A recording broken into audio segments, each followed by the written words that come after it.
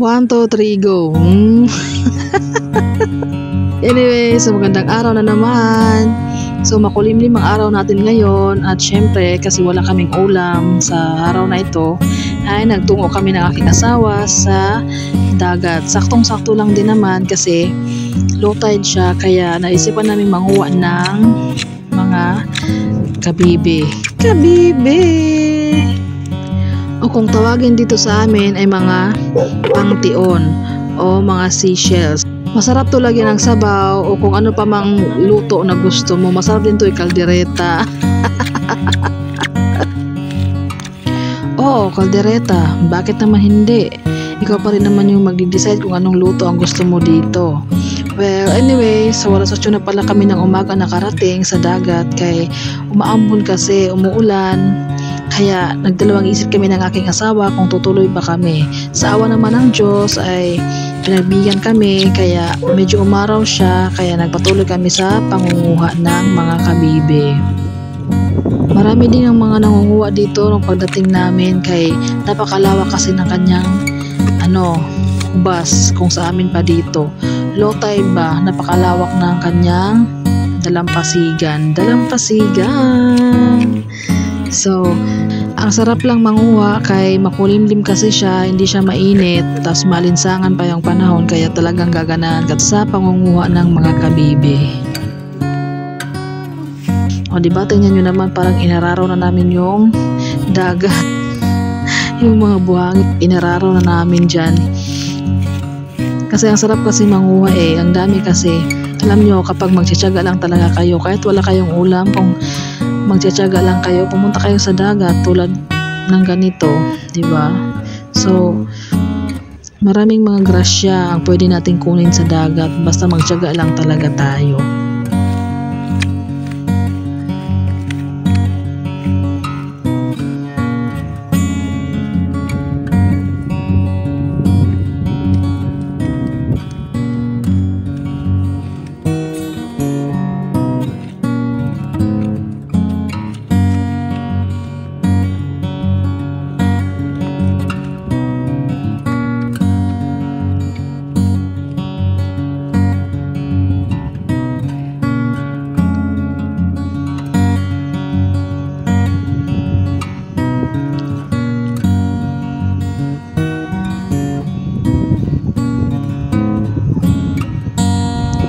Saktong-sakto lang kasi wala kaming trabaho ng mga araw na yan kaya mabuti na lang din at low tide talaga siya.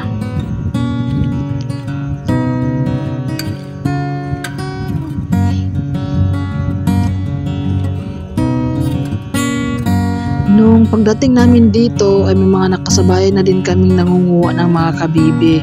Medyo marami na rin yung mga nakuha nila. Kami nagsisimula pa lang kasi kami ng mga oras na yan kaya medyo kakaunti pala yung aming mga nakukuha.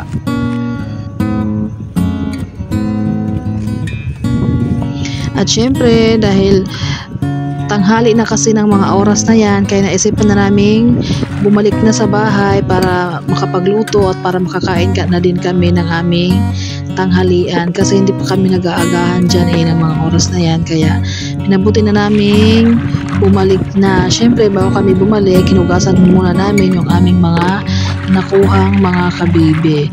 Medyo marami din siya kaya panigurado masarap tong lagyan ng sabaw mamaya.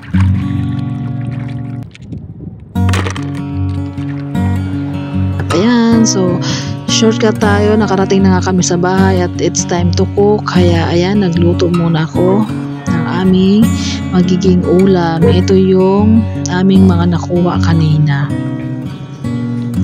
So syempre, ginisa ko yung mga sangkap, yung bawang, yung sibuyas, yung siling haba, yung luya at yung sili.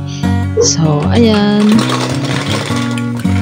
ginisa ko muna yung mga kabibe. Diba?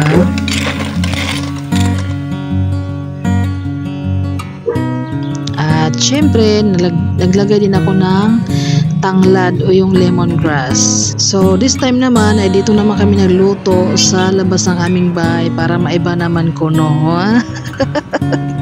Pero dahil umaambon na siya at nagsisimula na talagang lumakas yung ulan, kaya minadali ko ng lutuin kay para maipasok ko na yung aming niluluto. Ayan.